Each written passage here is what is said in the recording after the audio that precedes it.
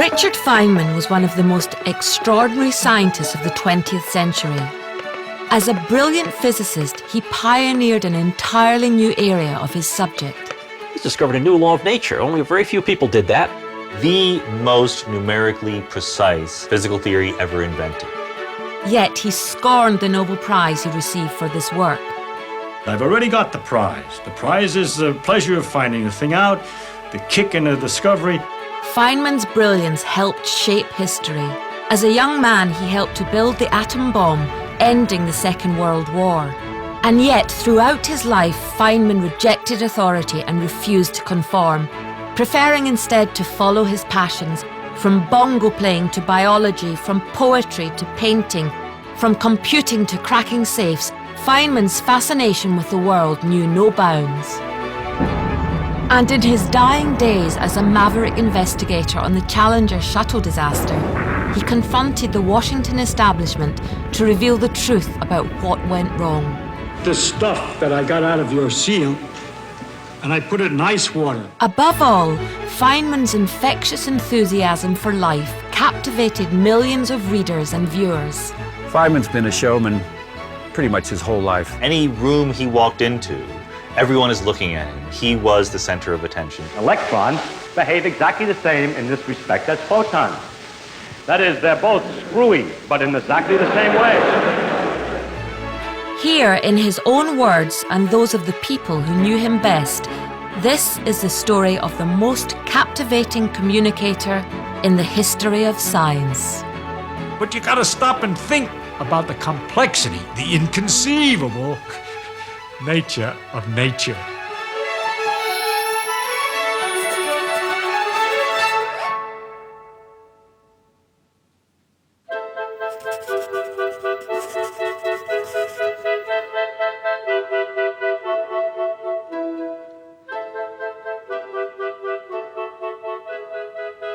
When my mother was pregnant first, my father said if he's a boy, I want him to be a scientist. Richard Phillips Feynman was born on the 11th of May 1918 during the Depression to working-class parents living in the outskirts of New York. Even when I was a small boy, Papa used to sit me on his lap and read to me from the Encyclopedia Britannica. And we would read, say, about dinosaurs. They would say something like, this thing is 25 feet high, and the head is 6 feet across. And he'd stop always and say, let's see what that means. That would mean that if he stood in our front yard, he would be high enough to put his head through the window, but not quite, because the head is a little bit too wide. And it was very exciting and interesting to think that there was animals of such magnitude, and that they all died out. And at that time, nobody knew why. So that's the way I was educated by my father. By the age of 10, Richard had his own science laboratory at home, where he tinkered with old radios and experimented with physics. He hired me for 4 cents a week as his lab assistant to amaze his friends. You know, a spark gap with voltage against it? And if you put your finger in, you get a shock. It was my job, as part of my 4 cents, to put my finger in the spark gap for his friends' amusement. Their father, Melville Feynman, worked for a company which made uniforms. This exposure to the military led to a strong rejection of authority, a value he instilled in his son. One of the things that my father taught me was a disrespect. You'd open a picture in the New York Times, maybe it was a general, and he'd say, now look at these humans, he'd say. Here's one human standing here, and all these others are bowing. Now what is the difference? Why are they all bowing to him? Only because of his name and his position, because of his uniform, not because of something he especially did. At the age of 17, Feynman won a maths competition in New York, and it became clear this was a subject in which he was greatly gifted. In 1935, he was awarded a place at the Massachusetts Institute of Technology, MIT. But away from home, for the first time, he was going to miss more than just his family. She was very beautiful, Arlene Greenbaum, the most beautiful girl on the beach. She had great dimples and long hair down to here when she unbraided it. Oh, we loved her. They were not officially engaged. She was only 15. She was sweet. We all loved her. She loved all of us. From MIT, Feynman moved to Princeton, achieving full marks in the maths and physics entrance exam, an unprecedented feat. But back home, things weren't as perfect. The family went away for a spring vacation with Arlene.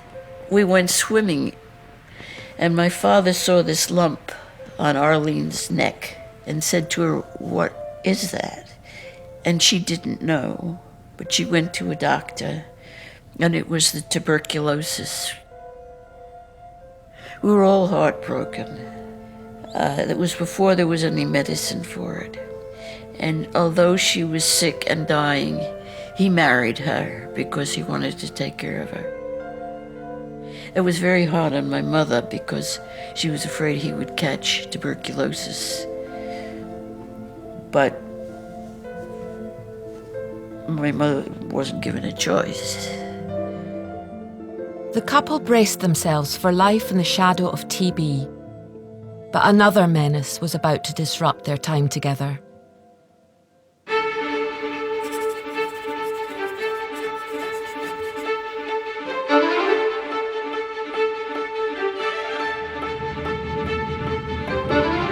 Just months before Richard and Arlene were married, America was drawn into the Second World War, following the bombing of Pearl Harbor.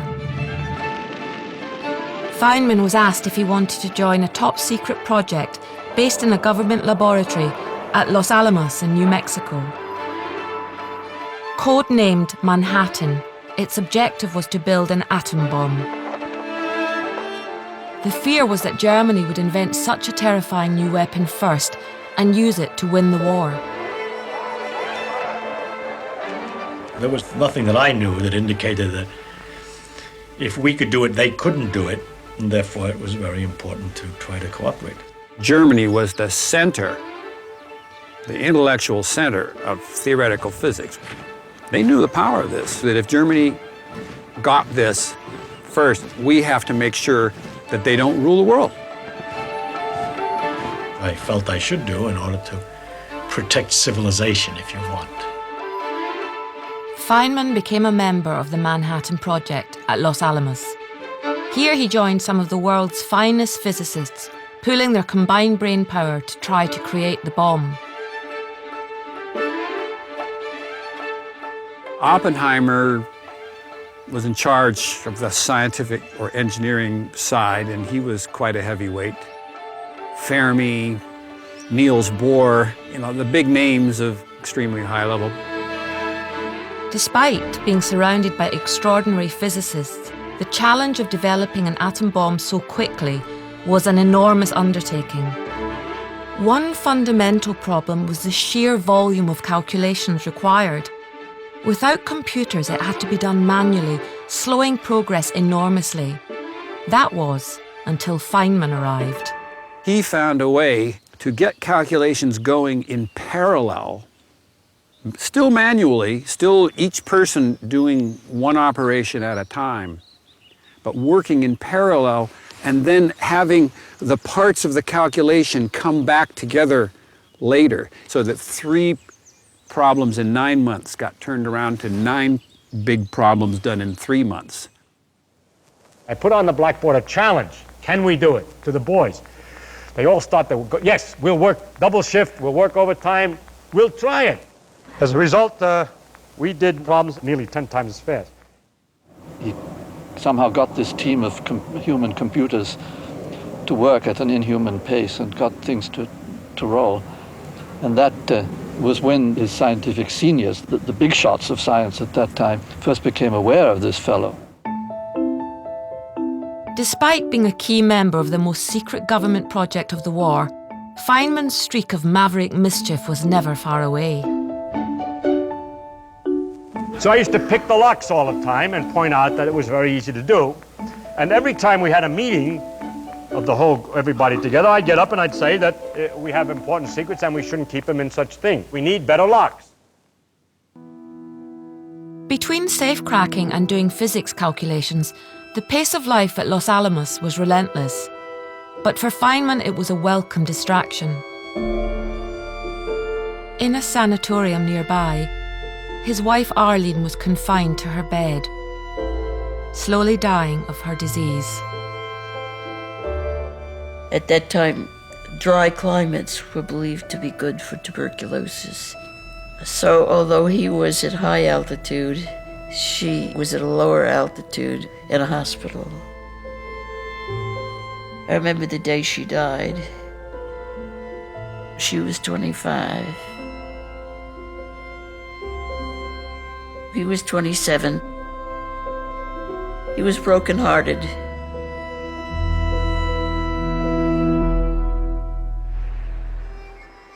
Then, in the aftermath of his grief, Feynman was forced to confront the reality of what he had helped create. They gave out dark glasses that you could watch us 20 miles away. They're going to see a damn thing through dark glasses. What I figured, the only thing that will really hurt your eye, bright light never can hurt your eye, it's ultraviolet light that does. So I got behind a truck windshield so that the ultraviolet can't go through glass, so that would be safe. And so I could see the damn thing.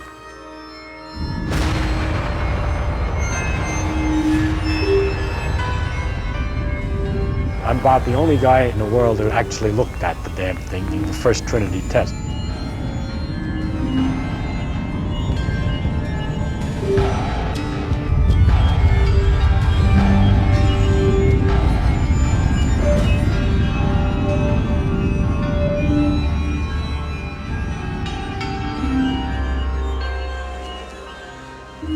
Three weeks later, America prepared to detonate a second atom bomb. This time, it wasn't a test. He had been expected to go as the scientist with the first flight. But the bomb was so successful, they decided they didn't need a scientist. So he did not go. Otherwise, he would have been in that plane.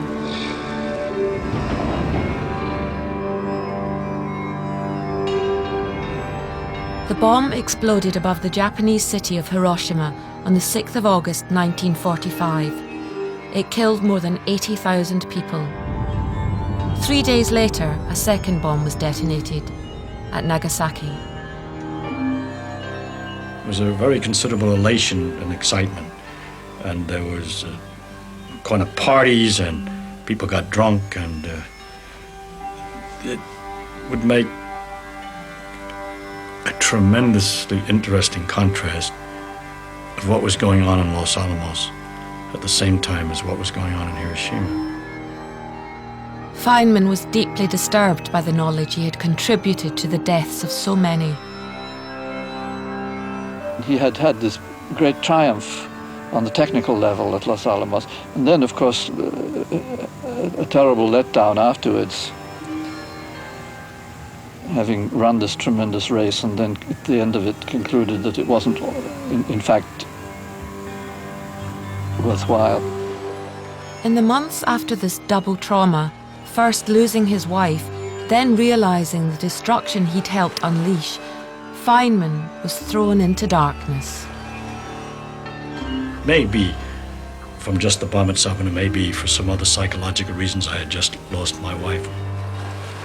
I was really in a kind of depressive condition.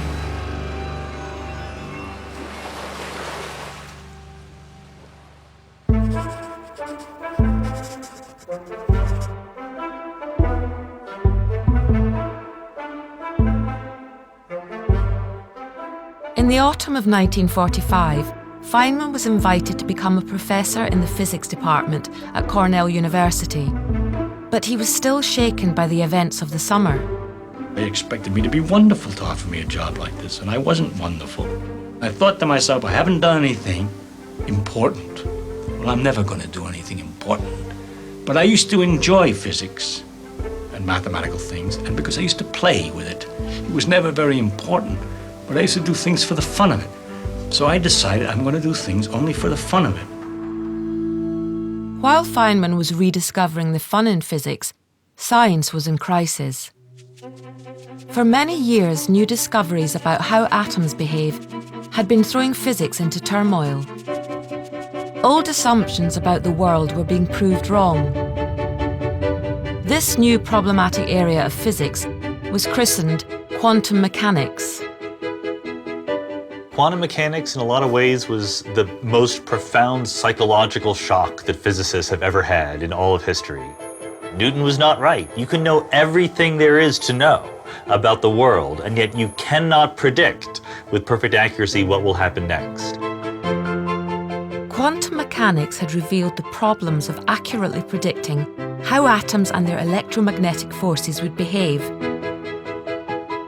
And because these are the fundamental building blocks of nature, it threw everything else into doubt too. Everything that happens around you, other than gravity, all the immediately experienceable parts of the world are electromagnetism at work. When two atoms get together to form a molecule, that's electromagnetism. So all of chemistry is electromagnetism. And if that means that all of chemistry is electromagnetism, then guess what? All of biology is electromagnetism. Literally everything around us is a manifestation of electromagnetism one way or another. A new field called quantum electrodynamics, or QED, emerged to try and make sense of electromagnetism and subatomic matter. Sometimes QED seemed to work, but other times its predictions were way off. It was all crazy. It didn't make any sense. It gave you infinity. Infinity is not an answer. Nothing is infinity. You don't measure in the lab infinity. You get a finite answer. You can't have your basic fundamental theory of physics give you infinity. These predictions of infinity were stumping the smartest physicists on the planet. Even the father of QED, Paul Dirac, was foxed. When I was a kid, I read Dirac's book, and he had these problems that nobody knew how to solve. It was described there. I couldn't understand the book very well because I really wasn't up to it. But there, in the last paragraph at the end of the book, it said, "Some new ideas are here needed." And so there I was. Some new ideas were needed. Okay, so I started to think of new ideas. Perhaps, typically, Feynman's inspiration for his new ideas was unconventional.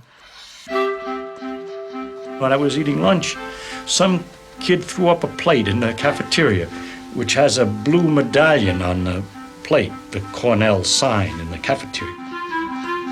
And as he threw up the plate and it came down, it wobbled and the blue thing went around like this.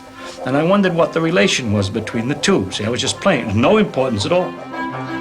So I played around with the equations of motion of rotating things. And I kept continuing now to play with it. This rotation led me to a similar problem of the rotation of the spin of an electron, according to Dirac's equation. And that just led me back into quantum electrodynamics. Everything just poured out. It's just like taking a cork out of a bottle.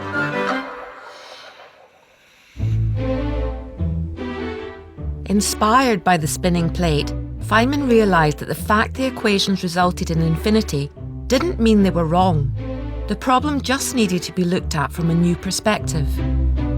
Turns out that kind of challenge was perfectly suited for someone like Richard Feynman, who, surprisingly maybe, didn't like to speculate. He wasn't the kind of modern physicist that we celebrate who's always coming up with a new theory of the multiverse or forces of nature or whatever. He really liked to work in the context of things that were supposed to be understood and just understand them better than anybody else. To work around the infinities in QED, Feynman came up with a truly revolutionary idea. It was such a strange solution, not even his sister, by then a physicist herself, recognised it as serious work. Richard said to me, "Would you go in the room and get my papers? I want to start working and my papers are in there." So I went in the room and I looked, there was no mathematics, there was these silly little diagrams.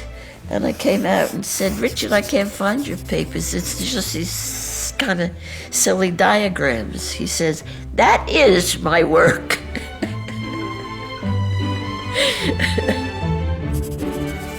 The simple little diagrams Feynman had invented were a brilliant way to sidestep the complicated calculations required for QED. They were a sort of shortcut, allowing him to avoid the infinities and make meaningful predictions about the world.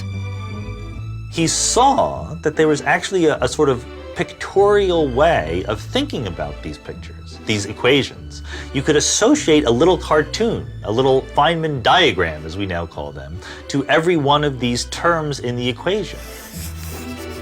Other people would have to work for months, and he would get it in an afternoon. And eventually that's what got his ideas noticed, because he's getting the right answer and he's doing it much simply, even though no one understood what he was doing. It turns out to be so useful that now we're applying it to completely different fields that aren't particle physics at all. When we look at the evolution of galaxies and large-scale structure in the universe, we're finding that Feynman diagrams are a helpful way of calculating those quantities as well. Quantum electrodynamics, which is the theory that Feynman put the finishing touches on, is the most numerically precise physical theory ever invented.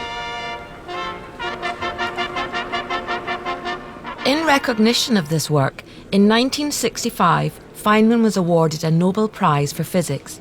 He shared it with two other physicists, Julian Schwinger and Shinichiro Tominaga, who were also working on the same problem.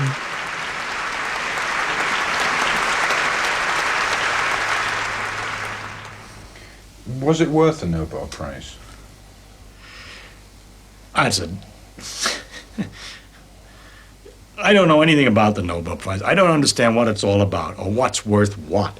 And if the people in the Swedish Academy decide that X, Y, or Z wins the Nobel Prize, then so be it. No, I think that it was entirely right and proper. It was one of the best earned Nobel Prizes there ever was, I would say.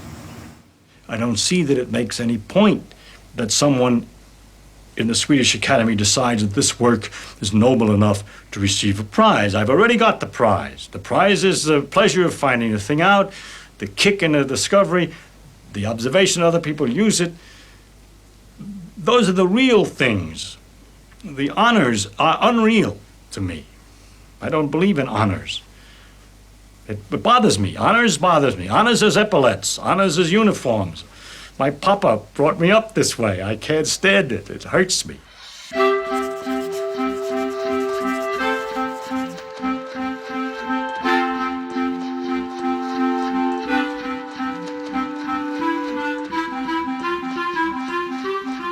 In 1959, on a trip to Europe, Feynman met Yorkshire woman Gwyneth Howarth. A year later, they were married.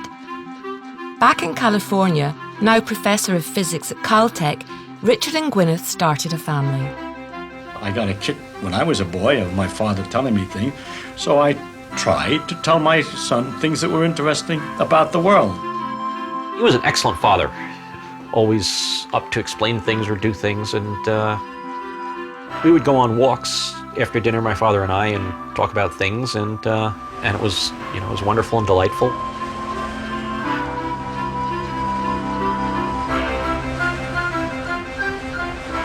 I'd ask him about things and he'd try to explain them. Physics and math and history and politics and science fiction and life, the universe, and everything. I'm very lucky that I got to do that 2 or 3 times a week. Say, let's go for a walk. Sure. Growing up with Richard Feynman as your dad was never dull, particularly if you were his teenage daughter. My parents ordered a car, a van that we could all go camping in, and they had it painted, which was so odd because they weren't like this at all. Father may have been immune to embarrassment, but I certainly was not. And they had, the diagrams painted on it. So most people thought they were Indian designs, but I remember once we'd just gone to McDonald's and we're in the parking lot and walking out to the car, and someone asked us, "Why is your van covered in Feynman diagrams?" My mother says, "Because we're the Feynmans." Feynman's reputation as a communicator of science was spreading around the world. In the early 1960s, he began presenting lectures for the public, which were televised.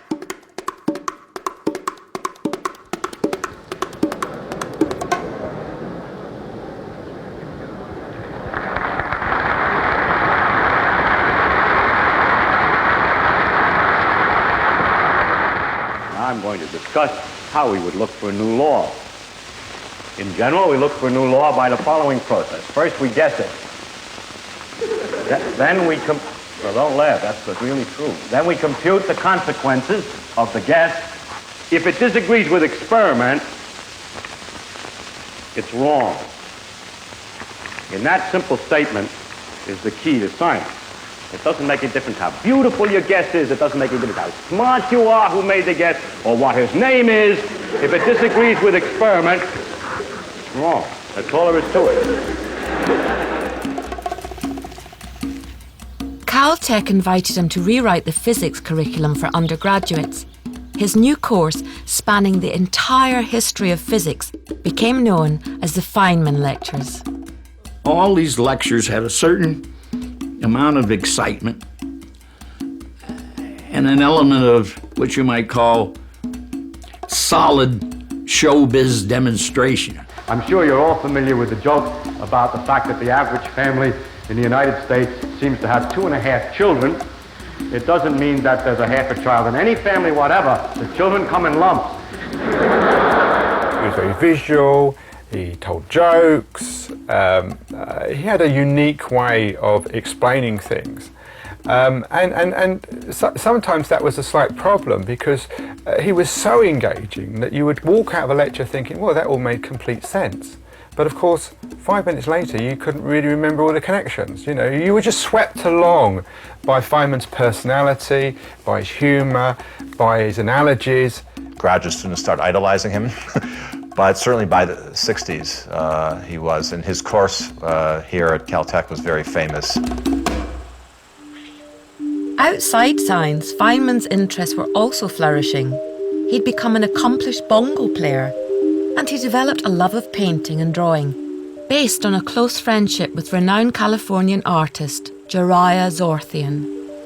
Gerard, he said, you don't know a thing about physics, and I don't know a thing about art, and yet we both admire Leonardo da Vinci. What do you say we become two Leonardo da Vincis? He said, one Sunday I will give you a day of physics, and the following Sunday you give me a day of art. When he started, he was absolutely an amateur. I mean, you know, just very, very crude. He drew a picture of me when I was young and very fidgety, and he just has, you know, he just has my head, some hair, and then like my hands up here. So clearly I was kind of like, oh, I don't really want to do this. It's pure with his, that he can see the gesture. I think he maybe got a kick out of working with his hands, but particularly the pen, and doing features of people. In the end, he became a very accomplished draftsman. So enthusiastic an art student was Feynman that he took to spending time in Giannoni's, a strip bar in Pasadena. Here he divided his attention between sketching the girls and solving physics equations. Other physicists couldn't understand it and say, you know, Feynman is supposed to be a physicist, and he is a brilliant, brilliant physicist, and we need his input very often in Caltech. We need him to talk to us about physics. But what does he do? He goes off and spends all this time with go-go girls, bongo drummers, and artists. He wastes so much time on people. I don't see what they give him. But I think that Feynman got a lot out of people, and I think it enriched his life. In the 1960s, Feynman took a sabbatical year, but instead of heading for a different physics department the other side of the country, he simply crossed the Caltech campus to study an area which had long fascinated him: viruses. During this time, he also became fascinated by the social structure of ants and enthralled by the potential applications of nanotechnology. I think in the long term of what he wanted to be doing this year and next year, he would think about figuring out some secret of the universe. But in terms of day to day or hour to hour, he was always guided by what seemed interesting and fun, and just sort of an intuition for the right thing to work on. In the early 1980s, his son Carl's budding career in the emerging field of supercomputers proved irresistible. He signed up for a summer job at Carl's startup company in Boston. We were a bunch of MIT students starting a company. So the first day we start the company, I get this knock on the door. I open the door. And he showed up and he said, Feynman reporting for duty, what should I do? Salutes. I think, uh-oh, I haven't figured out what I'm going to do with this guy. I mean, I've got a Nobel Prize winning great physicist, and I sort of had a quick meeting and trying to come up with some project that was worthy of Feynman. So some people went off and came back and said, we want you to think about applications of our parallel computing. The application of parallel processing to quantum chromodynamics. I said, no, come on, that's nonsense. What do you really want me to do? And I said, well, actually, we don't really have any pencils or paper. He said, right, I'll go out and buy some. So his first duty was to go out and buy the stationery for the company, all the paper clips and pencils and so on. That was his first assignment. Thinking Machines, as the company was called, would go on to become a major player in the world of parallel supercomputing, with Feynman applying his methods of shortening calculations developed in the 1940s to the new digital age. And as always, working with Feynman was filled with welcome distractions. We both liked spaghetti because it was easy to cook. And I asked him why it was that when you broke a piece of spaghetti, it often broke into 3 pieces instead of 2. You should try it. It really does. So, of course, he came up with a theory of it immediately. But instead of being satisfied with it, he constructed an experiment to see if the theory was true, which involved slowly moving the spaghetti off the end of the table and breaking it at different lengths. And then that theory was clearly wrong, and he came up with another theory, and then each theory would lead to another experiment. Actually, by the time the evening was over, we had broken spaghetti all over the place, and we still didn't know why spaghetti broke in 3 places.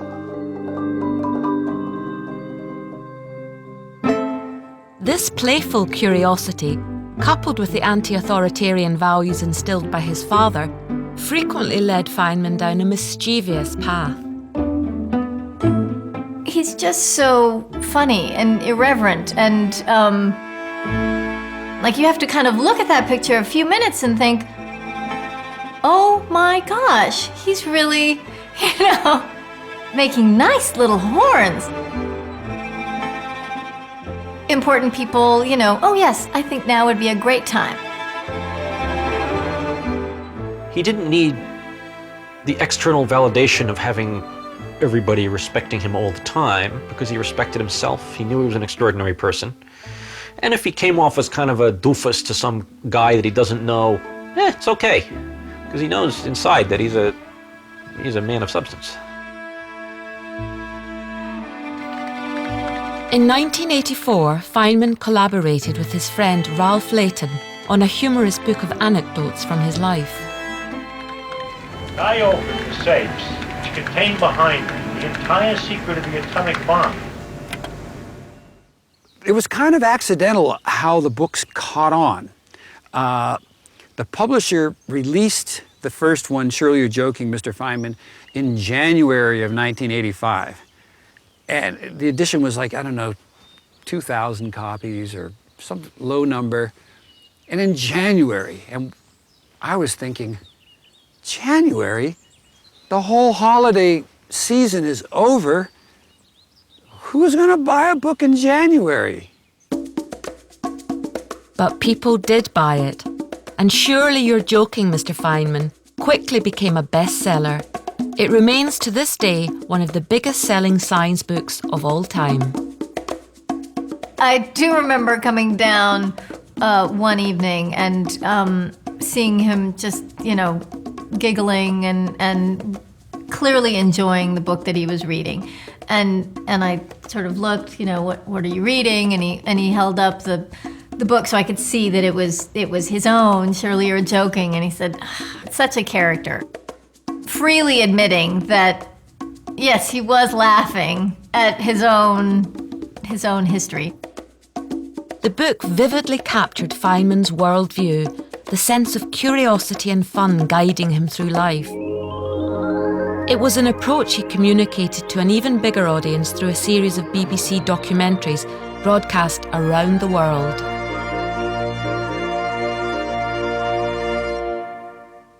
I have a friend who's an artist and has sometimes taken a view which I don't agree with very well.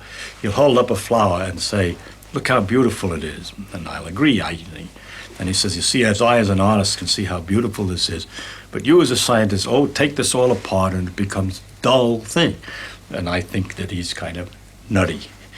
First of all, the beauty that he sees is available to other people and to me too. I believe, although I may not be quite as refined as aesthetically as he is, that I can appreciate the beauty of a flower. At the same time, I see much more about the flower than he sees. I could imagine the cells in there, the complicated actions inside, which also have a beauty. I mean, it's not just beauty at this dimension of 1 centimeter, there's also beauty at a smaller dimensions.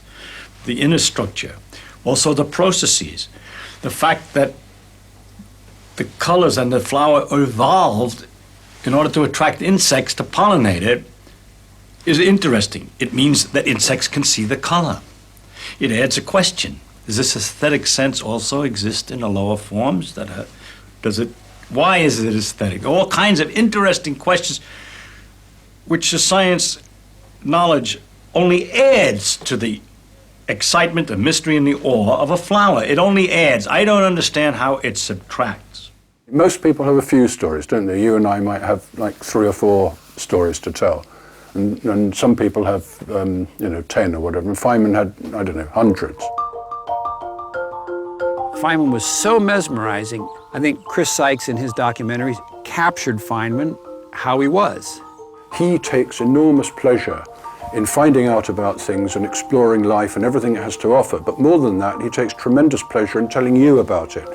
Yeah, I think he was pleased with how it worked out, that he was able to communicate with so many people, sort of his view of the world and of nature and so on. When I was a student at Caltech, I went up to Feynman's door and I knocked on it, and the door opened, and I explained that my mother had watched this program about him, thought he was interesting. She had no science background, and I said, do you think you can write to her? Because maybe I'll have a better chance of teaching her physics. And Feynman did write to her. He wrote a letter in which he said, Dear Mrs. Chown, ignore your son's attempts to teach you physics. Physics is not the most important thing. Love is.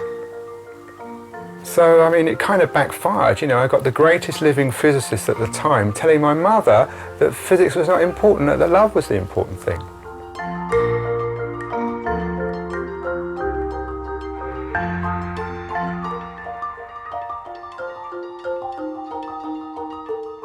Through his films and books, Feynman had touched the lives of millions. Yet, there was something all this success and recognition couldn't alter. I did a lot of running. And Feynman thought, gee, that's a healthy thing to do, so he started running too. And when you start running regularly, you lose weight. And Feynman suddenly noticed that one side kind of bulged out. They discovered a big mass in his abdomen, and he came home and reported that it's the size of a football. It's consumed one whole kidney. So, well, I went to the medical library, I looked things up, and I figured there's about a 30% chance it'll kill me. So, not the kind of thing you want to hear from your father, but exactly the kind of thing he would say. And he sort of quit working at that point because, surgery and chemotherapy and so on, it's a full-time job. One day, his secretary, Helen Tuck, called me up to tell me that Dick had cancer and he was going into the hospital for an operation the following Friday. And it was a very dangerous operation, and it was not assured that he would survive it. I promised not to tell anyone, and he didn't know that I knew. And I told him somebody had found an apparent error in a calculation that we had done and published together. And so on Monday morning, we met in my office, and he sat down and started working. And he was consumed by it. All of his energy, all of his attention was devoted to solving this problem. And we worked on it all day long. And finally, at 6 o'clock in the evening, we decided that the problem was intractable. It couldn't be solved. We couldn't figure out what the answer was, and we gave up. And we went home. 2 hours later, he called me at my home, to say that he had solved the problem. He hadn't been able to give it up. He hadn't been able to stop working on it. And finally, he had found the solution, and he dictated the solution to me over the phone. He told me what it was, and he was exhilarated. He was absolutely walking on air. Feynman would recover from this first operation for cancer, but the disease would never completely go away, and he would always be living under its shadow.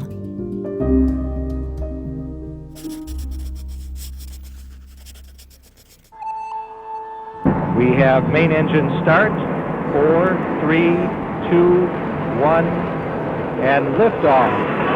Liftoff of the 25th Space Shuttle mission, and it has cleared the tower. Roger, roll, Challenger. Good roll program. In January 1986, NASA launched its 25th Space Shuttle mission. It symbolized a new era of spaceflight by adding a school teacher called Krista McAuliffe to the crew. 65, final. CDL confirms, follows. Thank you. Challenger, go at throttle up. I was in social studies, and I think we were taking a test, and the teacher came in and said, "We've had a horrible accident."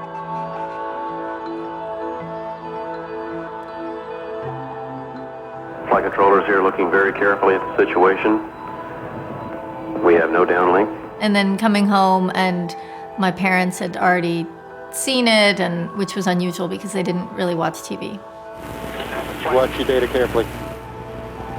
Take hard copies of all your displays. Make sure you protect any data source you have. The loss of their space shuttle and its crew of 7 live on TV shocked America. The country was thrown into mourning. Our nation's loss is first a profound personal loss to the family and the friends and the loved ones of our shuttle astronauts. But there was one question everyone wanted an answer to. What had gone wrong?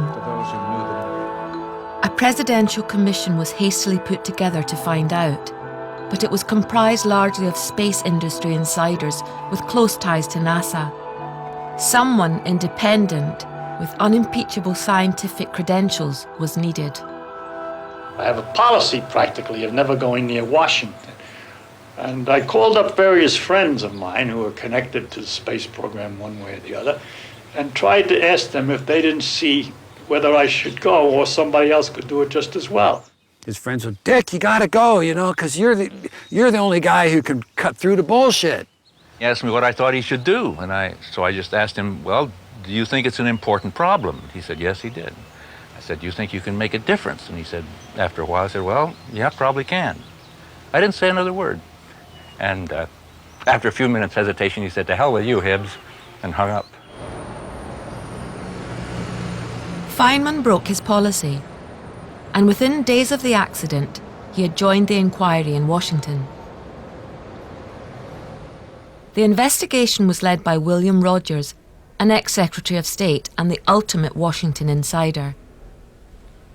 His formal bureaucratic approach was the polar opposite of the freewheeling maverick professor. Mr. Rogers, he knew nothing about it. I had been on accident boards before, and I took the opportunity. I said, hey, I just did one of these investigations. Would you like to see it? And I think reluctantly, Rogers said, yeah, okay, you can show it to us, but we're not going to do it that way. And so I went through this very logical step-by-step process of how you investigate a space accident. And Rogers said, no, we don't have the technical capability to do that. And that's when Feynman butted in. He said, no, I like that. I think that's a smart way to go. For Feynman and the chairman, it was the beginning of a poor relationship. But for the professor and the Air Force general, it was the start of a close friendship.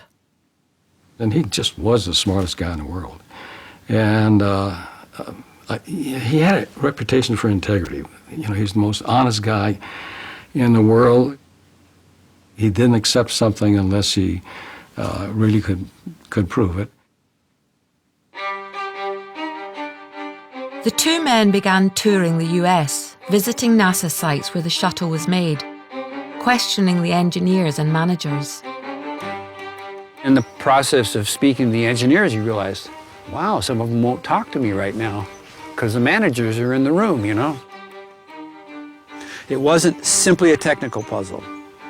There was a human puzzle going on, too. Writing home to Michelle and Gwyneth, Feynman expressed his frustration and excitement at his hunt for the truth. Dearest Gwyneth and Michelle, this is the first time I have had time to write to you. I already smell certain rats that I will not forget because I just love the smell of rats, for it is the spore of exciting adventure. But there was a problem. NASA managers didn't want to reveal the full extent of their knowledge. The result was a smokescreen. NASA wanted to control everything that they gave to the commission and actually withheld things. They didn't lie, but they certainly didn't go around blabbing the truth either. What Feynman didn't know was that General Katina had a secret source inside NASA. Sally Ride was America's first woman in space and another commission member. She privately told the general that NASA had long had doubts about how the rubber O-rings, the seals in the shuttle's solid rocket boosters, worked in the cold. And the temperature on the morning of the launch had been below freezing. The general needed to get this information to Feynman without compromising his source.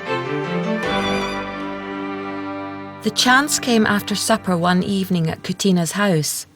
The general restored classic cars. I took him out in the garage to show him the car, and Feynman really isn't interested in cars. So we walked around the car, and I showed him the interior, and I showed him where the engine was. And Feynman looked at my workbench, and he sees a couple carburetors out there. And he says, Katina, what are those carburetors? And I said, oh, they're from the Opel, and I keep one put together, and then one I take apart and clean. And then the thought came to me, I needed to get the idea of cold and O-rings and leakage across. I said, you know, Professor, these doggone carburetors have O-rings and they leak when they're cold. Feynman had his answer. And he also had an inspired idea about how to convey it to the world's press.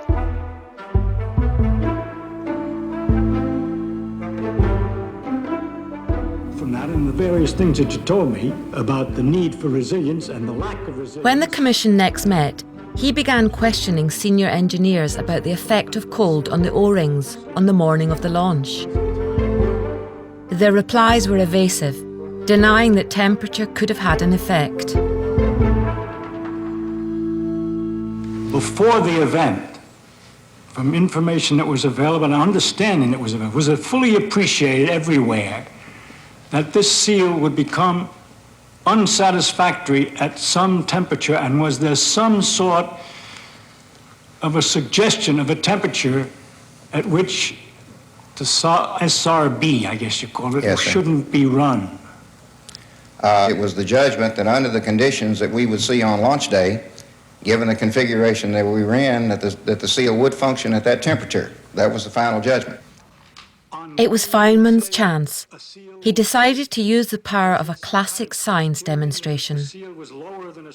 During the hearings, they had that actual O-ring joint, and we're passing it up the road. It goes to Feynman. I'm sitting to his left, and I hand it to him, and he puts it down. And then he goes into his pocket and pulls out the pliers and the hose clamp and a screwdriver and takes the joint apart, pulls out the piece of rubber O-ring, puts the clamp on it, and then I know what he's going to do. He sees the ice water, and he swears it was just kind of an accident. He got this idea, wait a minute, I know how I can get data on how rubber is when it's cold. He clamped a piece of rubber and put it in a beaker full of ice water. Well, I took the stuff that I got out of your seal and I put it in ice water. And I discovered that when you put some pressure on it for a while and then undo it, it maintains, it doesn't stretch back, it stays the same dimension. In other words, for a few seconds at least, and more seconds than that, there's no resilience in this particular material when it's at a temperature of 32 degrees. I believe that has some significance for our problem.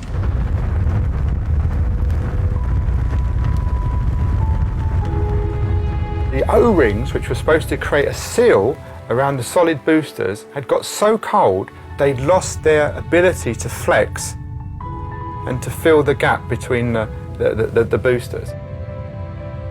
And that's why the fuel had leaked and the shuttle had exploded. Feynman had nailed once and for all that the cold could have been the cause of the shuttle's failure just 73 seconds after launch.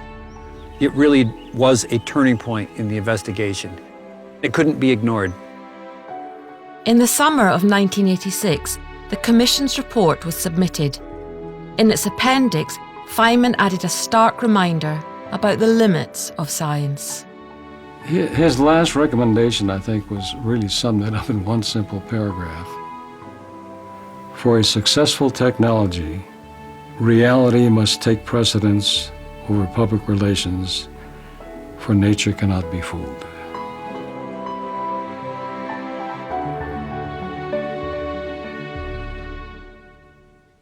I remember it was very hard on him. He was just exhausted. He came over, he says, came over to tell you that my cancer's come back again. Doesn't look too good. So I don't know what we talked about. And I don't know how I got off on the subject. I said, I've been thinking about an invariant in turbulent flow. He said, what do you mean? I explained a little bit what it was all about. An invariant, yeah. I said, well, under these such and such conditions. He says, let's see. So I had a notebook there. He took the notebook and he wrote it all down, step by step. I think it took 13 steps to get to that. He says, yes, that's true. It is an invariant. Then he says, you got me thinking about physics again. I can go home now. Feynman went into hospital for the last time in February 1988. His kidneys were failing, and he decided he didn't want to go through with dialysis to prolong his suffering. And I still sort of thought, no, this isn't the way it is. But he was able to handle a lot of physical difficulties as long as his mind was sharp. When a person is dying, their hands move a little. And the nurse who was there says he's not trying to communicate, that's just natural. And he raised his hands like this, and he went like this, which, if you know it, is the symbol that a magician gives when he's going to do a trick, okay? And he went He was communicating, again, of his observations of the world. The doctors were wrong. He could hear. He could move if he tried hard enough. And he could hear and understand what was being said. And those were his last words. Richard Feynman died on the 15th of February 1988 in hospital in Los Angeles at the age of just 69. When I took my last walk with Richard Feynman, he was telling me a bunch of funny stories, but I realized the message behind the stories was that he was about to die of cancer, and I got very sad. And he noticed it, and he asked me what's wrong. And I said, I'm sad because I'm realizing that you're about to die. And he said, yeah, that bugs me sometimes too. But not as much as you think, he said, because you realize that at some point in your life, you've told a lot of stories, and those stories are going to stay around even after you're gone. Today, over 25 years since his death, Feynman's prophecy has more truth than he could ever have imagined. Through an invention that hadn't been created when he died, his stories do live on. Because through their reimagining on the World Wide Web, a new generation is discovering the delights of time with Feynman.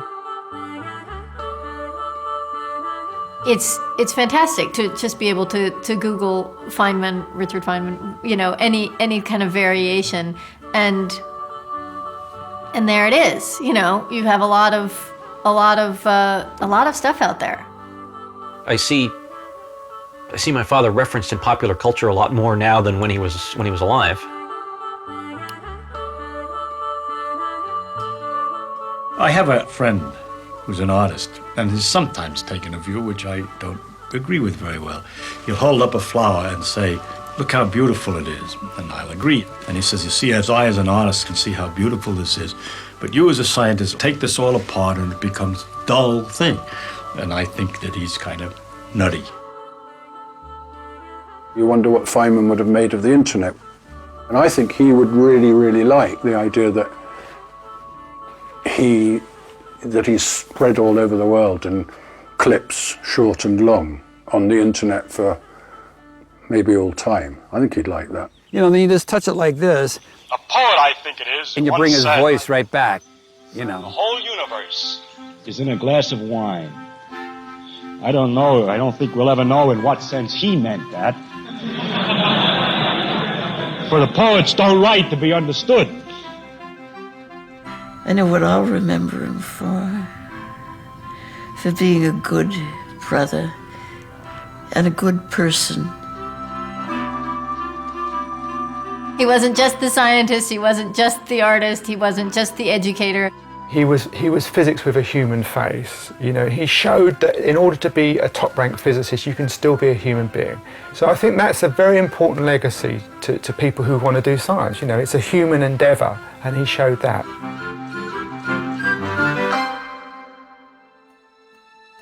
Has Richard Feynman inspired you to follow your own path in life?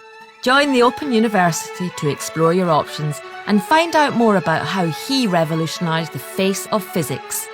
Go to bbc.co.uk/Feynman and follow the links to the Open University.